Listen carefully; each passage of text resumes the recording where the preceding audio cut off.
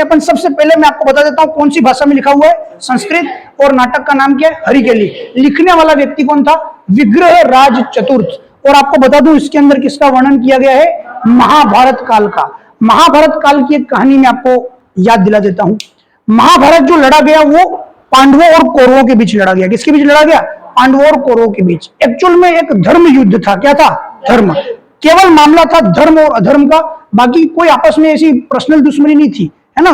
दुर्योधन चाहता था कि सारा सारा कब्जा कर ले, कौन, दुर्योधन। और पांडव ये कह रहे थे, लास्ट में खुद कृष्ण भगवान बन करके गए थे, उनके पास दूत बन के गए थे दुर्योधन के पास में और कौरवों के पास में। और उन्होंने कहा था कि पांडवों को पूरा शासन नहीं चाहिए, क्योंकि आपको मालूम होना चाहिए कि जो पांडु थे, पांडु वो किसके पिताजी थे, किसके पिताजी थे, पांडवों के। किसके पिताजी थे, पांडवों के। और इधर जो कौरवों के जो पिताजी थे वो और पांडु दोनों भाई थे, सगे भाई थे। क्या थे, सगे भाई।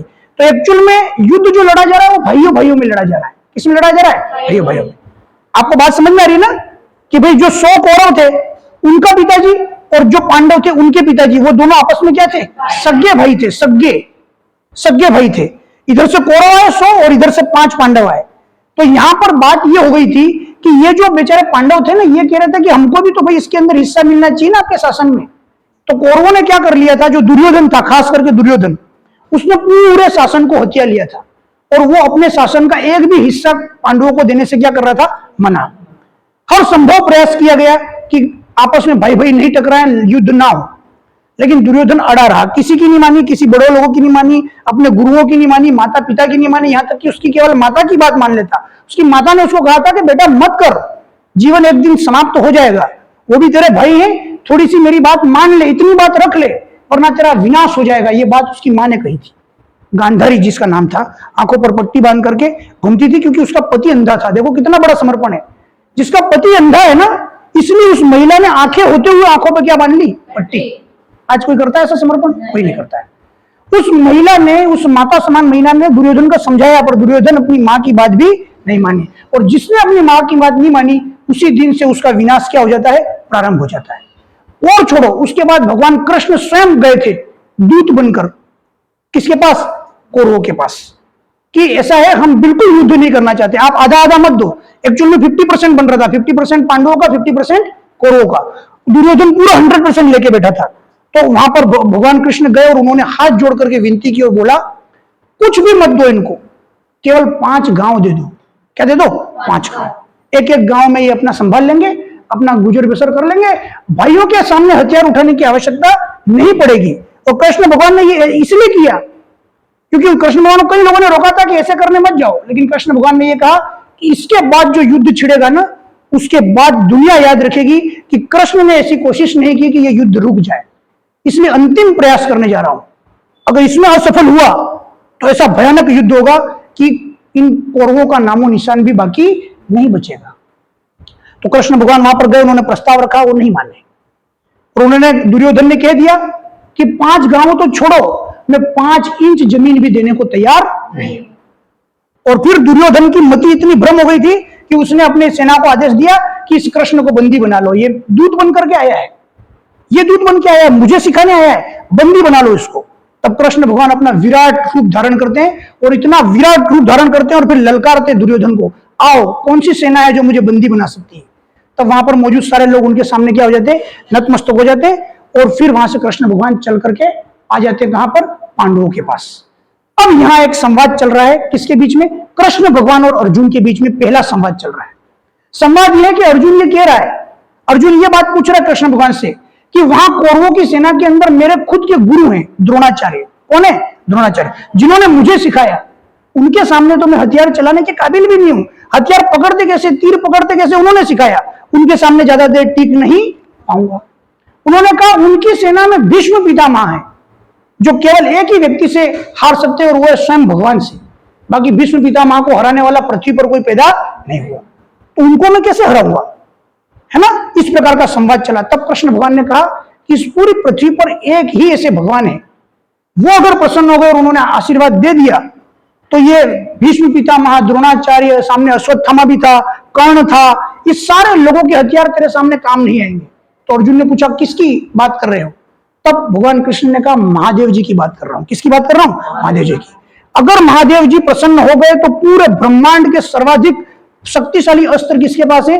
महादेव जी के पास। उन्होंने प्रसन्न होकर अगर तुझे आशीर्वाद दे दिया तो ये सारे लोग तेरे सामने टिक नहीं पाएंगे। ये बात सुनकर अर्जुन क्या करता है, एक जंगल में चला जाता है और पेड़ के नीचे बैठ करके तपस्या कर रहा होता है। ये सूचना जब मिलती है किसको? महादेव जी। वो उसकी परीक्षा लेने के लिए आते हैं जंगल में। वो खुद रूप किसका धारण करते हैं? शिकारी का भेष धारण करते हैं। किरात बोलते हैं। क्या बोलते हैं? किरात। तो शिकारी का भेष धारण करते हैं महादेव जी और एक जानवर अर्जुन की तरफ छोड़ते हैं, जंगली जानवर। और वो जंगली जानवर आक्रमण करने के हिसाब से जा रहा है और वो अर्जुन एकदम ध्यान मुद्रा में बैठे हुए। अब जैसे उस जंगली जानवर की पैरों की टाप उस अर्जुन ने सुनी और उसकी आवाज सुनी कि ये मेरे पे आक्रमण करने वाला है, तो अर्जुन का ध्यान भंग हुआ और उसने अपना तीर निकाला, बाण निकाला और उसके ऊपर तान दिया। जैसे ही उसने तीर छोड़ा तो वहां जाकर के देखता है कि उस जानवर पर 2 तीर लगे हुए हैं। कितने तीर लगे हुए हैं? 2। और वो कहता है मैंने तो कितना छोड़ा? और दोनों तीर एक साथ आकर लगे हैं। कैसे लगे? एक साथ, सेम टाइमिंग पर। इतने में वो देखता है कि ये तीर किसने चलाया। तब महादेव जी शिकारी भेष में उसके सामने प्रकट हो जाते हैं और कहते हैं दूसरा तीर मैंने चलाया है और सबसे पहले तीर मेरा आया है, तेरा बाद में आया है। तब अर्जुन कहता है आप जानते हो मैं कौन हूं? मैं अर्जुन हूं, अर्जुन, और मेरे बराबर का धनुर्धर इस पूरी पृथ्वी पर पैदा नहीं हुआ। पहले तेरे जैसे शिकारी का कैसे तीर आ सकता है? पहले तीर मेरा आया है। दोनों में भिड़ंत हो जाती है। दोनों कहते हैं, वो कहते हैं महादेव जी शिकारी भेष में मेरा आया है, वो कहता है मेरा आया है। आपस में भिड़ जाते। वो जानवर का हक किसके ऊपर है? तो वो अर्जुन कहता है ये जानवर मैं लूंगा, मैंने इसको मारा है। वो शिकारी कहता है मैं लूंगा, मैंने इसको मारा है। तो फिर वो लास्ट में जो इनकी चर्चा होती है वो यहां समाप्त होती है। एक काम करते हैं, दोनों आपस में लड़ाई कर लेते हैं। क्या करते हैं? युद्ध कर लेते हैं। जो जीत जाएगा जानवर उसका हो जाएगा, उसकी विजय हो जाएगी। तो ठन जाता युद्ध। उधर शिकारी भेष में महादेव जी मंद मंद मुस्कुरा रहे होते हैं। उनको तो पता है वो कौन है, लेकिन अर्जुन को अभी तक ज्ञात नहीं था। अर्जुन अपना गांडी उठाता है। गांडी मतलब आपको पता है उसका पूरा जो तीर धनुष बाण वगैरह था। और जैसे जैसे हाथ पीछे की तरफ तीर की तरफ ले जाता है, इससे पहले ही सामने से तीर आता है और उसका पूरा तीर का जो तरकस होता है ना वो हवा में उड़ जाता है। यानी सामने से वो शिकारी एक तीर मारता है और अर्जुन के सारे तीर गायब हो जाते हैं। क्या हो जाते हैं? गायब। अर्जुन हक्का बक्का रह जाता है। उसकी आंखें बिल्कुल चौंधिया जाती है। वो दिमाग खड़ा हो जाता है कि आखिर ये व्यक्ति कौन है जो मेरे तीर तक पहुंचने से पहले उसने तीर हटा दिए। तब वो नतमस्तक हो जाता है, हाथ जोड़ देता है और कहता है प्रभु मैं अर्जुन हूं। मुझे यह तो पता है कि इस पृथ्वी पर मेरा मुकाबला केवल 3 लोग कर सकते हैं। कितने लोग कर सकते हैं? 3। एक तो भीष्म पितामह। कौन कर सकते हैं? भीष्म पितामह। दूसरे हैं भगवान इंद्र और तीसरे हैं महादेव जी। तो फिर कहता है अर्जुन कि भीष्म पितामह को मैं जानता हूं, वो कोई भी भेष बना के आया मैं उनको पहचान लूंगा। इंद्रदेव के पास मैं स्वयं गया हूं, उनसे मैंने सारी शिक्षा ग्रहण की है, वो भी कोई भेष बना के आया मैं उनको पहचान लूंगा। अगर ये 2 नहीं है इसका मतलब आप कौन हो? महादेव जी हो। तब महादेव जी प्रसन्न हो जाते हैं कि इसने मुझे पहचान लिया। तब महादेव जी उसको दर्शन देते हैं, उसको आशीर्वाद देते हैं कि मैं तुझे ऐसे ऐसे अस्त्र भेंट करूंगा जिनका कोई तोड़ नहीं है। तब महादेव जी प्रसन्न होकर अर्जुन को क्या करते हैं? बहुत सारे अस्त्र, पाशुपस्त्र अस्त्र, एक बार चला दो पूरा ब्रह्मांड खत्म, ऐसे ब्रह्मास्त्र और इस प्रकार की चीजें भेंट करते हैं महादेव जी किसको? अर्जुन को। ये सारा जो संवाद है ना, ये सारा संवाद किसके अंदर मिलेगा आपको? हरिकेली नाटक में। लिखने वाला व्यक्ति कौन है? विग्रहराज चतुर्थ। कौन सी भाषा में लिखा है? संस्कृत। और ये सच्चाई है। आप जब महाभारत वगैरह भी देखोगे ना कहीं पर टीवी वगैरह पर, तो ये संवाद आपको मिलेगा। मां बस ये नहीं बताएंगे कि हरिकेली नाटक का है। आपको मैंने बता दिया ये कौन से नाटक से आया है? हरिकेली नाटक से आया है। कहानी क्लियर हो गई आपकी? कहीं आ जाए तो ध्यान रखना कौन से काल का है? महाभारत। देखो ये प्रश्न पूछा जा चुका है कई बार अलग अलग एग्जाम में कि हरिकेली नाटक का संबंध कौन से काल से है, तो आपको ध्यान रखना है महाभारत काल से। किसके बीच में संवाद है? महादेव और अर्जुन के बीच में। महादेव क्या भेष बना के आए थे? किरात, यानी कि शिकारी भेष बना के आए थे, और अर्जुन के साथ इनका क्या हुआ था? संवाद। उसी पर आधारित है कि आपका हरिकेली नाटक। और सबसे इंपॉर्टेंट कौन सी भाषा में है? और उससे भी इंपॉर्टेंट ये चीज है क्या? ये एक नाटक है। क्या है ये? नाटक। आप इसको ग्रंथ नहीं कह सकते, आप इसको कविता नहीं कह सकते, आप इसको कहानी नहीं कह सकते। ये क्या है? नाटक लिखा गया है। क्या लिखा गया है? क्लियर यहां तक कहानी? ये एक थी आपकी संस्कृत पाठशाला। क्या थी आपकी? संस्कृत पाठशाला का निर्माण करवाया था किसने? विग्रहराज चतुर्थ ने। बहुत विशाल संस्कृत पाठशाला बनाई थी मजबूत और सुंदर दिखने वाली संस्कृत पाठशाला। उस जमाने में इतना विद्वान आदमी था, संस्कृत में जब ये नाटक लिख सकता है तो संस्कृत का कितना बड़ा ज्ञाता होगा, आप अंदाजा लगा सकते हैं। ये संस्कृत पाठशाला को बाद में आपको मालूम है युद्ध हुआ है पृथ्वीराज चौहान वर्सेस मोहम्मद गोरी, याद आ रहा है कुछ? बाद में आगे जाके युद्ध होगा पृथ्वीराज चौहान वर्सेस मोहम्मद गोरी। मोहम्मद गोरी लास्ट वाले युद्ध में जीत गया। तराइन के 2 युद्ध हुए 1151 1152, तो लास्ट वाले युद्ध में कौन जीत गया? मोहम्मद गोरी। वो मोहम्मद गोरी है ना, यहां पर शासन नहीं किया उसने, क्योंकि उसके बाद तो वो एक अलग कहानी पृथ्वीराज रासो वाली, वो शब्द वेदी बाण मारा, वो सारी कहानी उसमें है चंद्रवरदाई के ग्रंथ में, ठीक है। लेकिन आपको मैं बता दूं, मोहम्मद गोरी के साथ में एक व्यक्ति आया था कुतुबुद्दीन ऐबक। कौन आया था? कुतुबुद्दीन ऐबक। इसको यहाँ की पूरी ये जिम्मेदारी सौंप के चला जाता है। कौन? मोहम्मद गोरी यहाँ से चला जाता है, यहाँ पर शासन करने के लिए किसको छोड़ जाता है? कुतुबुद्दीन ऐबक। ये इतना बड़ा नालायक था, इस नालायक ने संस्कृत पाठशाला को क्या कर दिया? तोड़ दिया, और उसका नाम चेंज करके इसने क्या कर दिया? ढाई दिन का झोपड़ा। अब ये जो बिल्डिंग दिख रही है ना, अढ़ाई दिन का झोपड़ा, इसके बारे में बहुत सारी बातें हैं। एक तो यहाँ पर एक जॉन मार्शल करके आया था, आगे लिखाऊंगा मैं आपको। उसने इसको इसलिए इसने ये बोला कि ये 2.5 दिन के अंदर बनकर तैयार हुई। कितने दिन में बनकर तैयार हुई? मात्र 2.5 दिन में बनकर तैयार हुई, इसलिए इसको क्या कहा जाता है? अढ़ाई दिन का झोपड़ा। ऐसा बोलने वाला एक ही व्यक्ति है, जॉन मार्शल। कौन है?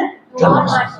लेकिन कुछ लोगों का यह भी कहना है कि यहां पर 2.5 दिन का पंजाब शाह का उर्स लगता है। किसका उर्स लगता है? पंजाब शाह का उर्स। उर्स यानी मेला। उर्स यानी क्या होता है? मेला। 2.5 दिन का मेला लगने के कारण इसका नाम क्या पड़ा? ये दोनों में क्या है? विचारिक मतभेद है। वो अलग कह रहा है, ये अलग कह रहा है। लेकिन आपको मैं बताऊं, कर्नल जेम्स टोड इस बारे में एक बात कहता है, इस इमारत को उसने मुस्लिम इमारत कहा ही नहीं। कर्नल जेम्स टोड, ये तो हिंदू नहीं है ना, अपन ये कह सकते हैं हिंदू है इसलिए हिंदू की बात करते हैं, ये तो विदेशी आदमी, अंग्रेज आदमी। इसने कहा है कि ये जो संस्कृत पाठशाला बनाई थी ना, किसने? विग्रहराज चतुर्थ ने। इससे खूबसूरत हिंदू शिल्पकारी पूरे भारत में कहीं देखने को नहीं मिली। ऐसा लिखने वाला व्यक्ति कौन है? Colonel Tod. उसने बकायदा शब्द लिखा है हिंदू शिल्पकारी। क्या लिखा है उसने? हिंदू शिल्पकारी का एक अद्भुत नमूना पूरे भारत में मुझे इस इमारत के अलावा कहीं देखने को नहीं मिला। ये शब्द कौन कह रहा है? Colonel Tod. तो ये बात सत्य हो गई कि वो जो बिल्डिंग है वो एक्चुअल में हिंदुओं की थी, तोड़ा गया किसके द्वारा? कुतुबुद्दीन ऐबक। अब इसके नाम में दिख रहा है आपको, कुतु यानी कुत्ता, कुतु कुतु कुतु तू तू तू ऐसा करते हैं। तो ये आप समझ रहे हो बाद में क्या कहना चाह रहा हूं। और ये सब कारनामे इसलिए हुए क्योंकि पृथ्वीराज चौहान हार गया। अगर पृथ्वीराज चौहान जीत जाता ना, तो नालायक कभी यहां एंट्री नहीं ले पाते। और हार के पीछे कहीं ना कहीं संयोगिता की कहीं ना कहीं कहानी है। अब इसको मानो या नहीं मानो, एक आदमी का ध्यान लव स्टोरी में लगा हुआ होगा, वो युद्ध नहीं लड़ सकता है। और युद्ध लड़ेगा, उधर दिमाग में लव स्टोरी चल रही है, संयोगिता क्या कर रही होगी? हाड़ी हाड़ी दिशा हो गया। अभी फिल्म आई पृथ्वीराज चौहान, उसमें संयोगिता को वो करते हुए दिखा दिया, इन्होंने जोहर करते हुए दिखा दिया। मूर्ख बना रहे हैं फिल्म वाले। संयोगिता ने कोई जोहर नहीं किया, आपको बता दूंगा। संयोगिता ने इतिहास में कोई जोहर नहीं किया है। संयोगिता की बात ही नहीं कर सकते हो, जोहर तो पद्मिनी की बात हो रही है। फिल्म में संयोगिता को जोहर करते हुए दिखा रहे। संयोगिता ने कोई जोहर नहीं किया। बात समझ में आ रही है यहां तक? बाकी सारी कहानी जो है ना, वो इतिहास को भ्रमित कर दिया गया। क्या कर दिया गया? भ्रमित। भारत के अंदर इन नालायकों की एंट्री का जो टर्निंग पॉइंट माना जाता है वो पृथ्वीराज के समय माना जाता है। पृथ्वीराज हालांकि बहुत महान योद्धा था, बस एक ही गलती कर गया, संयोगिता वाली कर गया। तो कर गया, बाप के सामने से उठा के लाया। अब बाप कहां बैठा हुआ था? कन्नौज में। और मैंने क्या पढ़ाया आपको त्रिपक्षीय संघर्ष में? कन्नौज भारत का एक शक्ति केंद्र था। क्या था? शक्ति केंद्र। वहां उसके पिताजी बैठे हैं संयोगिता के, वहां से आप उसको उठा के ला रहे हो, तो वो आपका दुश्मन हुआ कि नहीं हुआ? एक बहुत बड़ी शक्ति आपकी दुश्मन हो गई। और वो महान नालायक था कौन? कन्नौज वाला। उसने आमंत्रित कर लिया था किसको? मोहम्मद गोरी को। अगर वो इन्विटेशन कार्ड नहीं भेजता ना, आओ आक्रमण करो, तो उसका कोई मूड नहीं था आक्रमण करने का। जबरदस्ती क्या भेजा गया? Invitation card. भारत हारा है गद्दारों से। किससे हारा है? गद्दारों से। कोई भी इतिहास उठा के देख लो आप, भारत में जितने युद्ध लड़े गए सब में पलड़ा भारी था हमारा, लेकिन लास्ट में जाके पॉइंट पूरा बदल गया क्योंकि कोई न कोई नालायक जाके मिल गया। इसी कारण से भारत हारा। और आज हमारी जो हिस्ट्री आप देख रहे हो,